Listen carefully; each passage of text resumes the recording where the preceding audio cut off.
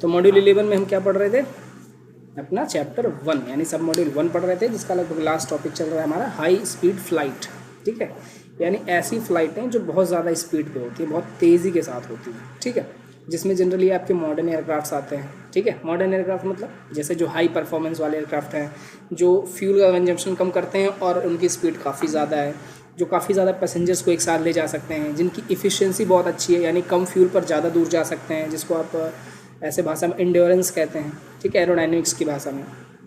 तो इस तरह से ये सारी चीज़ें हम इंक्लूड करते हैं जब हम हाई स्पीड फ़्लाइट की बात करते हैं। ठीक है, लेकिन ऐसे जनरली हाई स्पीड फ़्लाइट जो है ये एक लेवल तक, एक छोटे से लेवल तक ही सिविल मार्केट में यूज़ होती है। ठीक है, स्पेशली ये जो हाई स्पीड फ़्लाइट है, ये स्पेशली जनरली जो यूज़ होता है वो यूज़ होता है आपके मिलिट्री एप्लीकेशंस में। ठीक है, जैसे फाइटर जेट्स हैं या फिर और हॉर्नेट्स हैं, उनमें यूज़ होता है। ठीक है, जो हमारे सिविल मार्केट के लिए यूज़ होता है, इसमें से थोड़ा सा मतलब कि आप कह सकते हो जो शुरुआत का रेंज होता है, क्या कहते हैं इसको, ये सब सारी चीज़ें हम डिस्कस करेंगे, बस आपके समझने के लिए मैं बता दूं, जो शुरुआत का कुछ रेंज होता है उसी का यूज़ होता है सिविल मार्केट में। हालांकि कुछ ऐसे एप्लीकेशंस हुए थे जहां पर इनको यूज़ करने की कोशिश की गई थी और वो बहुत ज़्यादा सफल नहीं हुए, मतलब सक्सेसफुल नहीं हुए सिविल मार्केट के लिए। उसके और भी कारण थे, क्या कारण थे वो भी हम देखेंगे। तो ये सिविल मार्केट से, ठीक है, ये जो हाई स्पीड मतलब जो बहुत तेज़ होते हैं, क्योंकि उससे भी और भी सारी बहुत बड़ी परेशानियाँ आती हैं, ट्रैफिक कंट्रोल करना और एरोडायनेमिक हीटिंग होना, इस तरह से प्रॉब्लम्स आती हैं। ठीक है, तो हम देखेंगे अभी करके। फिलहाल आप इतना समझिए कि हाई स्पीड फ्लाइट का मतलब सिर्फ इतना नहीं होता है कि वो बहुत तेज़ से उड़े। हाई स्पीड फ्लाइट का मतलब ये भी होता है कि वो जब तेज़ी से उड़े तो उसका परफॉर्मेंस अच्छा हो, वो फ्यूल कंजम्पशन कम करे, लिफ्ट ज़्यादा प्रोड्यूस करे, इसका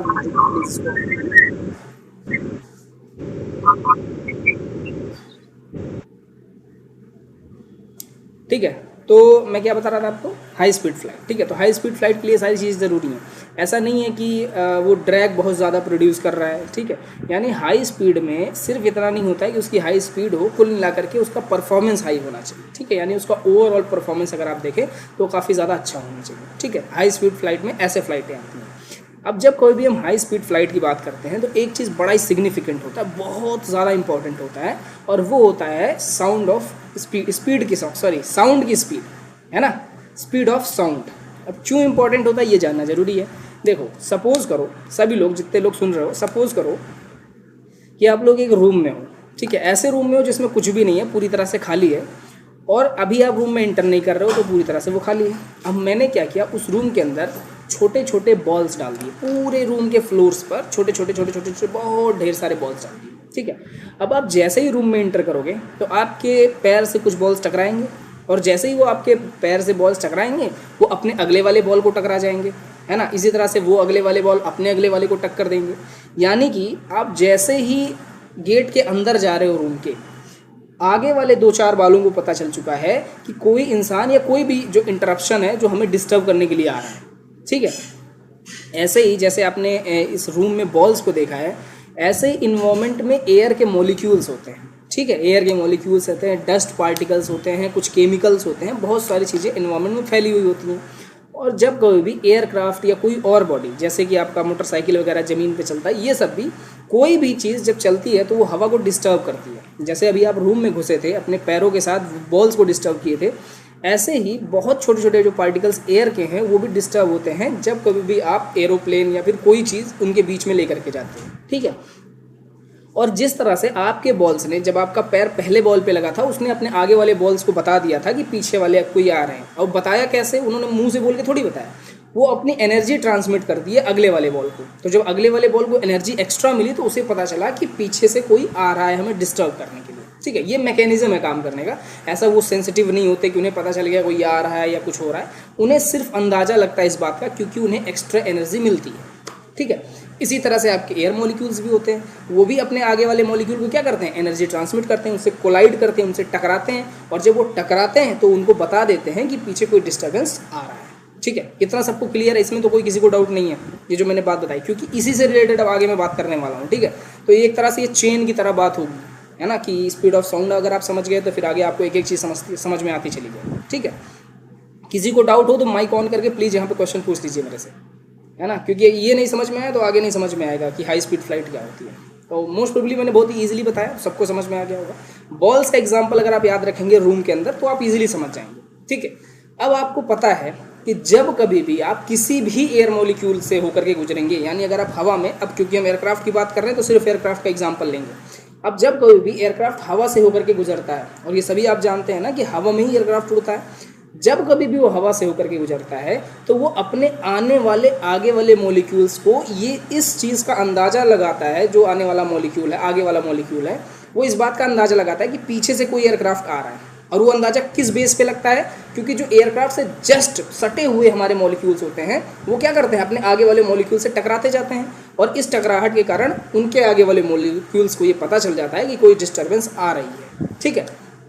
अब देखो, अब मान लीजिए आप थोड़ी तेज़ जाने लग जाएंगे, है ना, जो एयरक्राफ्ट आपके सामने है, अगर आप उनसे थोड़ा तेज़ टकराने लगेंगे, यानी जल्दी जल्दी टकराने लगेंगे, तो उनके आगे वाले जो मॉलिक्यूल्स हैं वो जल्दी जल्दी अपने आगे वालों से टकराएंगे, ठीक है। लेकिन ये जो अगले वाले मॉलिक्यूल हैं वो एक दूसरे से जो टकराते हैं उसकी एक लिमिट होती है कि इस स्पीड से ज़्यादा तेज़ वो टकरा नहीं सकते। जैसे आपने और भी चीज़ों में देखा है, जैसे ह्यूमन, हम लोग खुद भी हैं, हमारी एक लिमिटेशन है कि आप इससे ज़्यादा आवाज़ नहीं सुन सकते, आप इससे ज़्यादा दूर देख नहीं सकते, है ना। सेम इसी तरह से ये जो एयर मॉलिक्यूल्स को एनर्जी ट्रांसमिट करनी होती है अपने आगे वाले मॉलिक्यूल को, इसकी भी एक लिमिट है, ठीक है। और वो लिमिट बराबर होती है, यानी जो स्पीड है उनकी एक दूसरे से टकराने की, ये हमेशा बराबर होती है साउंड ऑफ स्पीड के, ठीक है, सॉरी, स्पीड ऑफ साउंड के। यानी कि आपका जो साउंड होगा, जिस भी जगह पर ये बात हम कर रहे हैं, या नीचे बात करें, ऊपर बात करें, अपने इन्वायरमेंट में 10,000, 20,000, 50,000 फीट की बात करें, जहाँ कहीं भी हम बात कर रहे हैं, वहाँ पर जो भी साउंड की स्पीड होगी उसी स्पीड से ये मॉलिक्यूल्स एक दूसरे से टकराते हैं हमेशा। यानी जो अपनी मैसेज को ट्रांसफ़र कर रहे हैं अगले वाले को, वो हमेशा स्पीड ऑफ साउंड पर होती है, ठीक है। इतना क्लियर है, इसमें किसी को डाउट नहीं ना है। अब जब ये स्पीड ऑफ साउंड से टकराते हैं तो इसका मतलब ये हो गया कि अगर आपका एयरक्राफ्ट स्पीड ऑफ साउंड से नीचे है, तब तो इनको, ये अगले वाले को बता देंगे, क्योंकि आप धीरे धीरे आ रहे हैं तो इनको पता है भाई आपसे तेज़ चल सकते हैं, तो ये अपने अगले वाले को बता देंगे।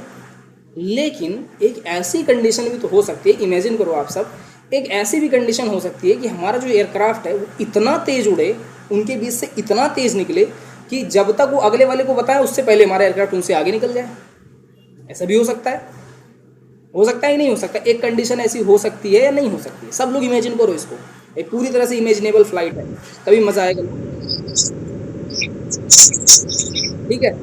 तो यानी अब जो आपके मॉलिक्यूल्स हैं, अभी तक आपके मॉलिक्यूल पास इतना टाइम था कि जब आपका एयरक्राफ्ट पीछे से आ रहा था तो वो अपने अगले वाले को इन्फॉर्म कर दे रहा था कि कोई पीछे से आ रहा है, आप हट जाइए, हट जाइए। यानी कि जब उन पर फोर्स लग रहा था तो वो ऐसे साइड हो जा रहे थे, किनारे हो जा रहे थे, तो एयरक्राफ्ट उनके बीच से आराम से निकल जा रहा था। लेकिन जैसे जैसे एयरक्राफ्ट मॉडर्न होते गए, यानी कि जैसे जैसे वो बड़े होते गए, हम उनका वेट कम करने लगे, उनकी स्पीड बढ़ाने लगे, उसमें ऑटोमेटिक चीज़ें यूज़ करने लगे, तो एयरक्राफ्ट की स्पीड भी बढ़ गई। अब जब एयरक्राफ्ट की स्पीड बढ़ी तो धीरे धीरे करके वो बढ़ने लगी, बढ़ते बढ़ते जब तक वो साउंड की स्पीड के करीब तक पहुंच रही थी तब तक तो काम चल रहा था, क्योंकि आगे वाले मॉलिक्यूल को पता चल जा रहा था कि कोई आ रहा है, तो वो सामने से हट जा रहे थे, है ना। एग्जाम्पल के लिए चलिए मैं आपको एक बहुत बड़ी एग्जाम्पल देता हूँ। मान लीजिए कि आप सभी लोग अपने कॉलेज में खड़े हैं प्रेयर करने के लिए, ठीक है, ऐसे लाइन से खड़े हुए हैं सभी लोग, एक दूसरे से थोड़ा थोड़ा गैप है सभी के बीच में। अब मान लीजिए पीछे से कोई एक आदमी आ रहा है जो दौड़ता हुआ आ रहा है, वो पागलों की तरह दौड़ता हुआ आ रहा है, तो सबसे जब पीछे वाले से टकराएगा तो वो सामने वाले को इन्फॉर्म करेगा कि पीछे कोई ऐसा है, ऐसे ऐसे करके सबसे आगे वाले बंदे तक तो पता चल जाएगा। तो जो टकराया एक्चुअल में वो पीछे वाला ही टकराया, बाकी आगे वाले बच गए क्योंकि उनको इन्फॉर्मेशन थी और वो हट गए। तो जैसे ही वो हट गए तो वो आदमी बीच से निकल गया। क्लियर है इतना? इसी तरह से जब कभी भी आपका एयरक्राफ्ट हवा से होकर के गुजरता है तो सेम बिहेवियर आपके एयर मॉलिक्यूल्स का भी होता है, वो भी अपने आगे वाले को इन्फॉर्म करते हैं और वो हट जाते हैं ताकि एयरक्राफ्ट के लिए जगह मिल सके। लेकिन इमेजिन करो वही आदमी जो आपके कॉलेज में लाइन को डिस्टर्ब करने आया था, वो इतनी स्पीड से आया कि जब तक आप आगे वाले को बताते तब तक वो सबको ठोकर मार के चला गया था। तो ऐसी कंडीशन में क्या होगा? सारे के सारे बच्चे पाइल अप होना शुरू हो जाएंगे, यानी वो पीछे वाले को धक्का देगा, वो अपने आगे वाले को अपने आगे, और इस तरह से सारे इकट्ठा हो जाएंगे, है ना। और जब सब एक साथ बहुत सारी इकट्ठा हो जाएंगे तो वो क्या करेंगे, जो आदमी अभी तक ढकेल रहा था उसकी स्पीड भले ही बहुत तेज़ थी, क्योंकि बहुत ज़्यादा लोग हो गए तब उनको ढकेल ही नहीं पाएगा, क्या होगा, ड्रैग बहुत ज़्यादा लगेगा, वो अब आगे वाले बच्चों को नहीं ढकेल पाएगा। ठीक है, सबको समझ में आ रहा है? जिसको जहाँ नहीं समझ में आएगा वहीं इन्फॉर्म कर देना मुझे, क्योंकि ये थोड़ा सा है ना, एक बार अगर आप इसको समझ गए तो ये ज़िंदगी भर के लिए, ठीक है।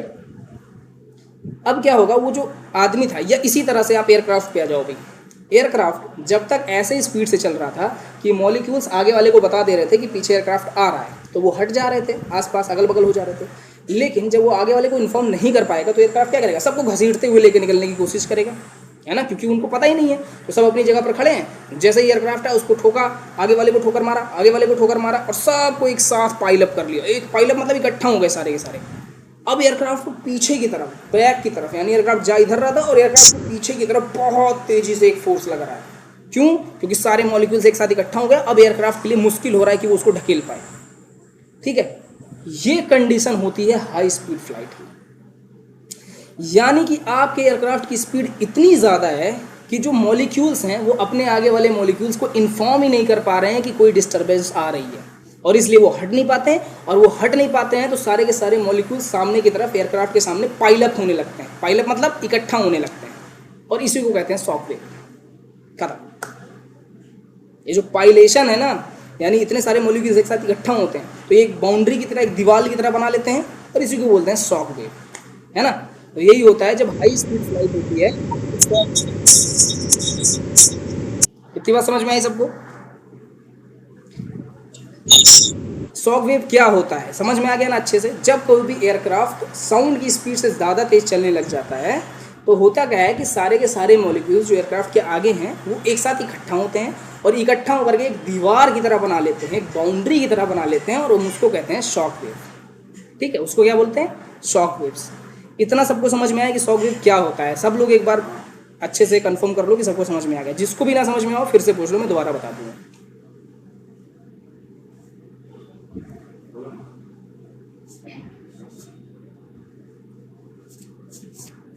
यानी सबको समझ में आ गया? चलो, वेरी गुड। और ये अगर नहीं समझ में आया ना तो आगे कुछ भी नहीं समझ में आएगा। ये बहुत ही ज़्यादा इंपॉर्टेंट है। ये आपको एरोडायनेमिक्स में भी पढ़ाया गया होगा, लेकिन मैं फिर से पढ़ा रहा हूँ। ठीक, अब देखो साउंड की स्पीड जो है, अब थोड़ा कॉम्प्लिकेशंस इसमें चालू होंगे। अभी तक मैंने बहुत ईजिली सब कुछ समझा दिया, अब इसमें कॉम्प्लिकेशंस चालू होंगे। कैसे कॉम्प्लिकेशन?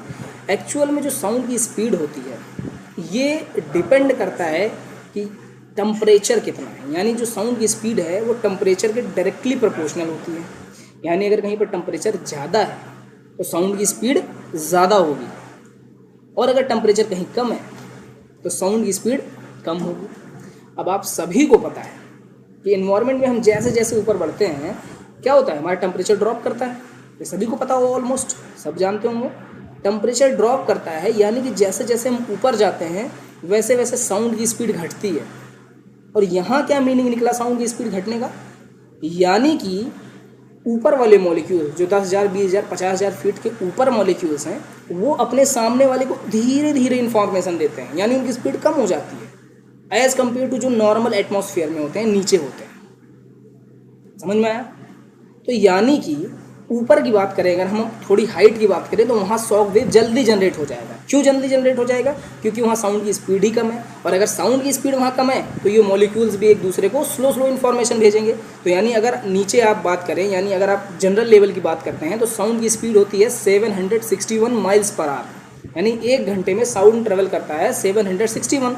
तो यानी अगर अब नीचे एयर डिस्टर्बेंस हो रहा है तो वो जल्दी जल्दी अपने आगे वाले को बता देगा। लेकिन वही एयर अगर ऊपर चला गया है जहाँ टेम्परेचर कम है तो ये अपने आगे वाले को इतनी जल्दी इन्फॉर्म नहीं कर पाएगा। यानी अगर आप नीचे लेवल पे हैं, 10,000 फीट से नीचे हैं, 8,000 फीट से नीचे हैं, तो आपके शॉक वेव बाद में क्रिएट होंगे, और अगर आप 10,000, 20,000, 50,000 फीट की ऊंचाई पर हैं तो ये शॉक वेव जल्दी क्रिएट हो जाएंगे। अब ये एक एक्स्ट्रा प्रॉब्लम आ गई। क्यों एक्स्ट्रा प्रॉब्लम आ गई? क्योंकि अब हमें चाहिए कि हमारा स्पीड जो एयरक्राफ्ट का है वो बहुत ज़्यादा हाई रहे। ये हमको चाहिए ही चाहिए कि हमारे एयरक्राफ्ट की स्पीड हाई रहे। और हम देख रहे हैं कि जैसे जैसे हमारे एयरक्राफ्ट की स्पीड बढ़ रही है और हम हाइट भी गेन कर रहे हैं। क्यों हाइट गेन कर रहे हैं? क्योंकि हमें ड्रैग कम लगाना है। ठीक है, ये आपने एरोडायनेमिक्स में पढ़ा होगा कि एयरक्राफ्ट इतनी ऊंचाई पे इसलिए उठते हैं क्योंकि वहाँ ड्रैग कम होता है। ठीक है, as compare to normal environment. तो वहाँ ड्रैग कम होता है, और हम देख रहे हैं कि स्पेशली वहाँ शॉक वेव जनरेट हो जा रहा है जो कि बहुत बड़ा ड्रैग क्रिएट कर रहा है। ठीक है, इसी को इंड्यूस ड्रैग भी कहते हैं। ठीक है, इतना लंबा चौड़ा ड्रैग क्रिएट कर रहा है, तो इससे ज़्यादा अच्छा है कि आप नीचे उड़ो। ठीक है, तो इससे रिलेटेड कुछ टर्म्स हैं जिनको हम अब पढ़ने जा रहे हैं, और उसके बाद फिर हम पढ़ेंगे कि आखिर इनको हम अवॉइड कैसे करते हैं, क्योंकि आप तो देखते ही हैं इतने मॉडर्न एयरक्राफ्ट इतनी ऊंचाई पर इतनी तेज़ी से उड़ते ही हैं, तो आखिर उसका कुछ तो रीज़न होगा, कुछ तो वो लॉजिक यूज़ करते होंगे तभी उड़ रहे हैं। वो रीजन्स हम देखेंगे, और कुछ टर्म्स जो हैं उनको हम डिसाइड करेंगे किसे हाई स्पीड फ्लाइट कहेंगे। आखिर कोई पैरामीटर होना चाहिए ना कि अगर आप इससे तेज़ उड़ोगे तो इसे हाई स्पीड फ्लाइट कहेंगे, या जो कुछ भी है वो पैरामीटर्स भी हम डिस्कस करेंगे। तो सबसे पहले मैं आपको जो इसमें चीज़ पढ़ाऊंगा वो पढ़ाऊंगा मैं मैक नंबर, ठीक है, कि मैक नंबर क्या होता है। तो मैक नंबर का मतलब होता है रेशियो होता है। ये रेशियो का मतलब आप समझते हो, दोनों को डिवाइड करना, ठीक है। किसका किसका रेशियो होता है, तो ये आपके एयरक्राफ्ट की स्पीड का रेशियो होता है आपके साउंड की स्पीड के साथ, यानी जो भी साउंड की स्पीड है उस साउंड की स्पीड के रिस्पेक्ट में आपके एयरक्राफ्ट की कितनी स्पीड है, यानी 1 गुना है, 2 गुना है, 5 गुना है, 10 गुना है, या 0.5 गुना है। इस तरह से हम निकालते हैं। एक तरह से आप कहिए कि हम ये निकाल रहे हैं कि एयरक्राफ्ट का जो स्पीड है वो साउंड की कितने गुना है ना, ये टाइम्स है। अगर आप बहुत जनरल में बात कर रहा हूँ, अगर आपको रेशियो नहीं समझ में आ रहा है कि रेशियो क्या होता है, लेकिन जनरली अगर बात करें तो मैक नंबर कुछ नहीं होता, सिर्फ आपके एयरक्राफ्ट की स्पीड और साउंड की स्पीड का रेशियो होता है। बस सिर्फ याद रखने की ज़रूरत इसमें ये होती है कि जब कभी भी आप मैक नंबर निकालते हैं तो आप उस इन्वायरमेंट में निकालते हैं जहां आपका एयरक्राफ्ट एक्चुअली फ्लाई कर रहा है, ठीक है। जैसे जनरली जो आपके इसकी स्पीड है साउंड की वो 761 mph है, मैंने पहले बता दिया। लेकिन ये कहाँ पर है, ये नीचे है, यानी सी लेवल की बात हो रही है। ऊपर इतना नहीं होता, ऊपर ये घट जाता है। क्यों घट जाता है, क्योंकि टेम्परेचर घट जाता है। टेम्परेचर घटा तो साउंड की स्पीड घट गई। अब आपके एयरक्राफ्ट की स्पीड तो ज़मीन पे भी उतना ही हो सकता है और हवा में भी उतना ही हो सकता है, तो यानी ऊपर अगर आप जाएंगे तो जल्दी से आप साउंड की स्पीड को पकड़ लेंगे, और आपको पता है जैसे ही आप साउंड की स्पीड को पकड़ेंगे शॉक वेव जो है वो जनरेट होना स्टार्ट हो जाएंगी, ठीक है। ये बात सभी को पता है। तो हम क्या चाहते हैं कि शॉक वेव बाद में जनरेट हो, यानी हम कोई ऐसा तरीका इसमें इन्वेंट करें। पहला तरीका तो ये हो सकता है कि वहाँ ऊपर टेम्परेचर बढ़ा दें, जो कि पॉसिबल नहीं है। कितना टेम्परेचर आप बढ़ाओगे, कितना बड़ा हीटर लगाओगे आप बताओ, ठीक है। ऊपर इतना बड़ा इन्वायरमेंट है तो आप उसके टेम्परेचर को नहीं बढ़ा सकते। तो फिर आप कुछ ऐसे तरीके यूज़ करते हो जिससे या तो ये मॉलिक्यूल्स बेवकूफ़ बन जाएं, यानी उनको ऐसा लगे कि डिस्टर्बेंस आ रहा है, या फिर आप कोई ऐसा तरीका यूज़ करोगे कि आपका एयरक्राफ्ट बेवकूफ़ बन जाए, कि उसे फील ही ना हो कि मेरे ऊपर शॉक वेव जनरेट हो रहा है, या कुछ भी इस तरह से। मतलब हम कुछ ना कुछ दिमाग लगाएंगे, वो हम आगे देखेंगे कि हम क्या क्या दिमाग लगाते हैं, अभी उसमें नहीं जाना। तो सबसे पहले हम क्या पढ़ेंगे, मैक नंबर। तो मैक नंबर क्या है, Mach number is the ratio between aircraft speed as compare to the sound speed, ठीक है। यानी साउंड स्पीड और एयरक्राफ्ट की स्पीड का जो रेशियो होता है उसको हम कहते हैं मैक नंबर, ठीक है। अब इसको हम थोड़ा सा एनालाइज करते हैं। मान लीजिए कोई आपसे कहता है कि आपके एयरक्राफ्ट का जो मैक नंबर है वो 1 है, तो इसका क्या मतलब निकला, इसका मतलब निकला कि आपका एयरक्राफ्ट साउंड की स्पीड से फ्लाई करता है, यानी 761 माइल्स पर आवर की स्पीड से फ्लाई करता है। अगर कोई आपसे बोल दे कि मैक 1 है, ठीक है, कोई बोले मैक 0.5 है, यानी 0.5 मैक है या हाफ मैक है, तो इसका मतलब होता है कि आपका एयरक्राफ्ट साउंड की स्पीड से आधे गुना तेज़ी से उड़ता है। कोई बोल दे मैक 2 है, तो इसका मतलब होता है कि आपका एयरक्राफ्ट साउंड की स्पीड से 2 गुना स्पीड से दौड़ता है, यानी फ्लाई करता है। कोई बोल दे मैक 5 है, तो इसका मतलब होता है कि आपका एयरक्राफ्ट साउंड की स्पीड से 5 गुना तेज़ी से फ्लाई कर रहा है, ठीक है। तो मैक का मतलब आप सभी को समझ में आया। मैक नंबर का मतलब होता है कि रेशियो निकालना कि आपके एयरक्राफ्ट का जो स्पीड है वो साउंड के स्पीड के रिस्पेक्ट में कितना है, यानी उसके बराबर है या उससे छोटा है या उससे ज़्यादा है, ठीक है। मैक नंबर सबको समझ में आ गया है ना। हिमांशु मैक नंबर समझ में आया, ठीक है। और दिवांश कहाँ है, दिवांश को समझ में आया, दिवांश तो शायद है ही नहीं, छोड़ दिया उसने। तो खैर ये अलग की बात है। तो मैक नंबर आप लोग को समझ में आ गया कि मैक नंबर क्या होता है। अब इस मैक नंबर के हिसाब से हम डिसाइड करेंगे कि हमारी फ्लाइट है कैसी, हाई स्पीड फ्लाइट है या नहीं। तो उसके लिए हम 4 कैटेगरीज में इसको डिवाइड करते हैं, जिसमें से हमें 2 ही पढ़ने हैं, पर हम इसको 4 कैटेगरीज में डिवाइड करते हैं। पहली कैटेगरी का नाम है सबसोनिक फ्लाइट। सबसोनिक फ्लाइट का मतलब होता है ऐसी फ्लाइटें जो ऐसी एयरक्राफ्ट की फ्लाइटें जो साउंड की स्पीड से नीचे नीचे उड़ती हैं, यानी साउंड की स्पीड को कभी वो पा नहीं सकती। तो ये होता है आपके मैक नंबर बिलो 0.75, ठीक है। यानी 0.75 मैक से कम जितनी भी फ्लाइटें आपको मिलेंगी, जैसे जो छोटे छोटे एयरक्राफ्ट होते हैं, है ना, उस लगभग इस रेंज में आते हैं, उनको बोला जाता है सबसोनिक फ्लाइट्स। यानी ऐसी फ्लाइटें जो आपके मैक नंबर जो आपका है उससे कम यानी साउंड की स्पीड से कम स्पीड से फ्लाई कर रहा है, पहला। दूसरा होता है ट्रांसोनिक। ट्रांसोनिक फ्लाइट का क्या मतलब है? ऐसी फ्लाइटें जो कि 0.75 से लेकर के 1.2 मैक तक के फ्लाइटों को हम बोलते हैं ट्रांसोनिक फ्लाइट। समझ में आ गया? यानी ट्रांसोनिक फ्लाइट ऐसे एयरक्राफ्ट्स को बोला जाएगा, ऐसे एयरक्राफ्ट की फ्लाइट्स को बोला जाएगा जो 0.75 से लेकर के 1.2 मैक के बीच में अपनी फ्लाइट रखती हैं, है ना, उनकी स्पीड इनके बीच में होती है। समझ में आ गया? तीसरा होता है सुपरसोनिक फ्लाइट। सुपरसोनिक फ्लाइट का मतलब होता है ऐसे एयरक्राफ्ट्स जिनकी स्पीड 1.2 मैक से लेकर के 5 मैक तक की होती है। ठीक है, अब ये 5 मैक बहुत ज़्यादा होता है, जनरली कॉमर्शियल जो एयरक्राफ्ट्स होते हैं इनके कैटेगरी में नहीं आते हैं। ठीक है, कॉमर्शियल एयरक्राफ्ट या तो सबसोनिक होते हैं और या फिर जो हाई परफॉर्मेंस वाले एयरक्राफ्ट होते हैं वो ट्रांससोनिक के रेंज में आते हैं। ठीक है, सबसोनिक ऐसे एयरक्राफ्ट होते हैं जो सुपरसोनिक ऐसे एयरक्राफ्ट होते हैं जो ट्रांससोनिक स्पीड से भी ज़्यादा तेज उड़ते हैं, यानी इनकी स्पीड जो है वो 1.2 से लेकर के 5 मैक के बीच में होती है। ठीक है, और इसके बाद जो अभी प्रैक्टिकली चलता है और जिसमें जनरली मिसाइल वगैरह आती हैं वो होता है हाइपरसोनिक। हाइपरसोनिक का मतलब होता है ऐसे एयरक्राफ्ट, क्योंकि ये मिसाइलें वगैरह भी जो है वो एयरक्राफ्ट की कैटेगरी है ना, क्योंकि ये फ्लाई करती हैं, जो भी चीज़ फ्लाई कर सकती है वो एयरक्राफ्ट है। ठीक है, तो हाइपरसोनिक जो है ये होता है जब आपका कोई भी ऐसा फ्लाइट है जो 5 मैक से भी ऊपर जा रहा है, यानी जो स्पीड ऑफ साउंड है उससे 5 गुना भी ज़्यादा तेज़ से उड़ रहा है, 5 गुना से ज़्यादा अधिक तेज़ से उड़ रहा है। यानी अगर साउंड की स्पीड मान लें हम कि 100 किलोमीटर पर घंटा है, मान लीजिए कि 100 किलोमीटर पर घंटा है, तो आपकी जो फ्लाइट है वो 500 किलोमीटर पर घंटा से ऊपर जब उड़ने लग जाएगी तो उसे कहेंगे हम हाइपरसोनिक।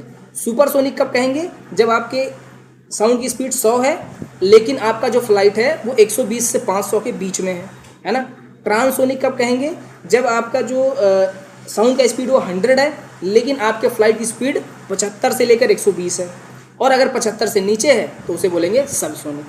ठीक है, तो एक जनरल कॉन्सेप्ट, एक जनरल एग्जांपल मैंने दिया जो आपको जो समझ में आया होगा। ठीक है, समझ में आ गया?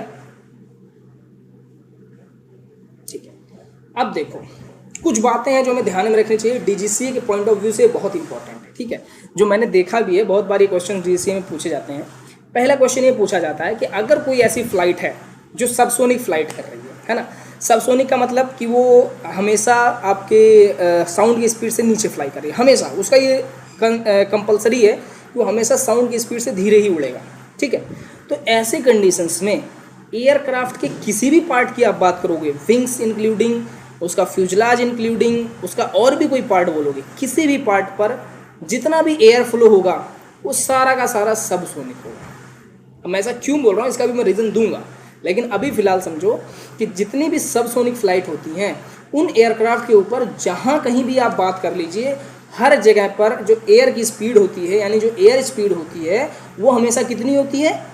हमेशा सबसोनिक होती है, यानी 1 मैक से कम ही होगी हमेशा, किसी भी पार्ट की बात कर लीजिए। ठीक है, अब ऐसा मैं क्यों कह रहा हूँ? अगर आपको याद हो, आपने थोड़ा सा एरोडायनेमिक्स पढ़ा होगा तो आपको पता होगा कि जितने भी विंग्स बनाए जाते हैं वो कैम्बर्ड बनाए जाते हैं, यानी उसमें कर्वनेस होती है, और उस कर्वनेस की वजह से जब एयर जो है आपका, मान लीजिए एयरक्राफ्ट 500 की स्पीड से उड़ रहा है, तो जब वो विंग्स के ऊपर जाता है ना, तो विंग्स के शेप की वजह से वहाँ पर उस एयर की स्पीड बढ़ जाती है।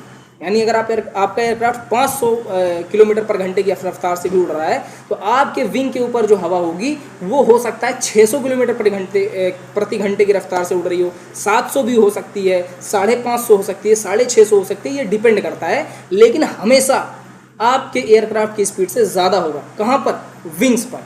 क्यों होगा? क्योंकि हमने उसका शेप ऐसा बना रखा है कि उस एयरक्राफ्ट के विंग का, कि उसके ऊपर का जो एयर है उसकी स्पीड बढ़ जाए। और एयर स्पीड क्यों बढ़ा रहे हैं तो ये आपको पता है, जब एयर स्पीड बढ़ेगी तो प्रेशर डिफरेंशियल क्रिएट होगा, जब प्रेशर डिफरेंशियल क्रिएट होगा तो उसमें लिफ्ट जनरेट होगा, और जब वो लिफ्ट जनरेट होगा तब एयरक्राफ्ट उड़ेगा। इतना क्लियर है? किसी को इसमें कोई दिक्कत है, कोई परेशानी है? किसी को भी कोई दिक्कत परेशानी हो तो बेझिझक पूछ लो, क्योंकि ये बहुत इंपॉर्टेंट चीज़ें जो मैं आपको पढ़ा रहा हूँ। 2 सब्जेक्ट एक साथ तैयार हो रहा है, मॉड्यूल 11 भी और मॉड्यूल 8 भी। ठीक है, समझ में आ गया इतना?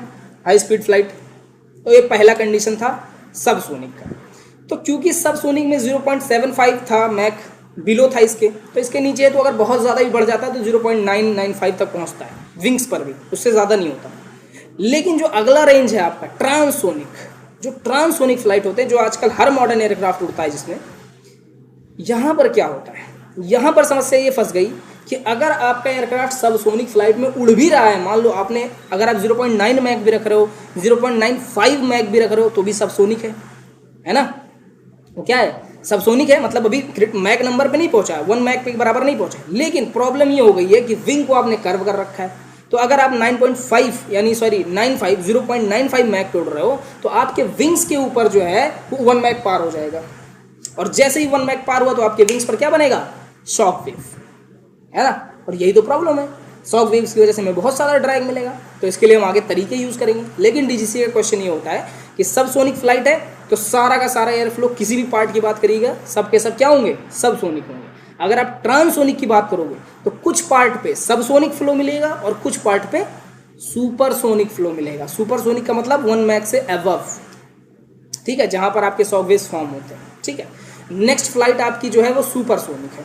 तो सुपरसोनिक फ्लाइट है, इसका मतलब 1.2 मैक से ऊपर ही हो, यानी कि आपके एयरक्राफ्ट पर कहीं भी ऐसा पार्ट आपको नहीं मिलेगा जहां आपको सबसोनिक फ्लो मिल जाए, हर एक पार्ट पे आपको सुपरसोनिक फ्लो मिलेगा, ठीक है। और हाइपरसोनिक हमारे सिलेबस का ही नहीं है, क्योंकि वो मिसाइल वगैरह का है, तो उसका इसमें डिस्कशन नहीं दिया हुआ है। तो ये 3 इंपॉर्टेंट क्वेश्चन निकल कर गया है। पहला, सबसोनिक की बात करोगे तो पूरे एयरक्राफ्ट के ऊपर कोई भी आप जगह ले लो, हर जगह सबसोनिक फ्लो होगा। ट्रांसोनिक की बात करोगे तो कहीं पर सबसोनिक होगा और कहीं पर सुपरसोनिक भी हो सकता है, जैसे कि विंग्स, रीजन मैंने बता दिया है।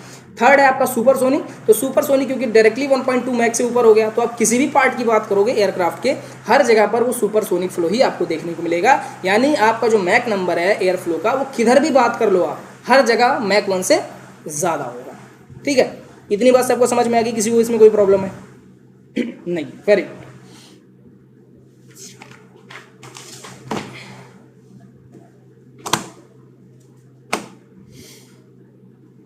तो अब हम बात करने जा रहे हैं शॉक वेव्स की। हमारे पास ज़्यादा टाइम बचा नहीं है, थोड़ा इसको समझाना जरूरी था, इसलिए मैंने थोड़ा ज़्यादा टाइम ले लिया। अब हम बात करने जा रहे हैं शॉक वेव्स की। तो मैंने बताया ना, शॉक वेव्स जैसे ही आप मैक नंबर 1 से ऊपर जाएंगे, शॉक वेव्स बनना स्टार्ट हो जाएंगी। अब ये शॉक वेव्स के कई टाइप्स होते हैं। पहला टाइप जो मैंने आपको बताया, पाइलअप होना। तो ये पाइलअप भी ना कई डिज़ाइन में हो सकते हैं। अगर ये नॉर्मली, जैसे आपका ये विंग है ना, ये मान लो आपका विंग है, इस पर अगर ऐसे 90 डिग्री पर ऐसे हो गया, तो इसको बोलते हैं नॉर्मल शॉक वेव्स। यानी आपके विंग्स के ऊपर ये 90 डिग्री पर एकदम बिल्कुल खड़े हो गए, दीवार की तरह सीधे बिल्कुल, तो उसको बोलते हैं नॉर्मल शॉक वेव्स, है ना। उसे क्या बोलेंगे, नॉर्मल शॉक वेव्स।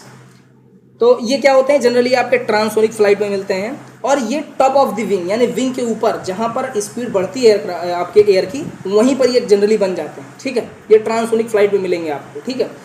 इनका जो आप अगर बताना चाहें इनका प्रॉपर्टी कैसे होते हैं, तो ये बिल्कुल परपेंडिकुलर होते हैं 90 डिग्री पर। ये आपके विंग्स हैं तो ये ऐसे खड़े हो जाएंगे उस पर, ऐसे ही पूरा 90 डिग्री पर। तो ये बहुत ज़्यादा ड्रैग क्रिएट करते हैं, बहुत ज़्यादा ड्रैग क्रिएट करते हैं, ठीक है। इसकी वजह से एयरक्राफ्ट का फ्यूल कंजम्पशन वगैरह बढ़ जाता है, ठीक है। इसके लिए हम तरीके यूज़ करेंगे, इनको बचाएंगे, लेकिन अभी फिलहाल ऐसे होता है। दूसरा टाइप का जो शॉक वेव है वो है ऑब्लिक शॉक वेव, ठीक है। तो ऑब्लिक शॉक वेव क्या है, ये आपके ट्रांसोनिक फ्लाइट में नहीं, सुपरसोनिक फ्लाइट में होता है। ये कैसा होता है, तो ये क्या होता है, एयरक्राफ्ट के लीडिंग एज और एयरक्राफ्ट के ट्रेलिंग एज दोनों पे फॉर्म हो जाता है, लीडिंग पर भी और ट्रेलिंग पर भी, ठीक है। इसका फिगर मेरे पास होगा, रुको मैं शेयर करता हूँ आप लोगों को।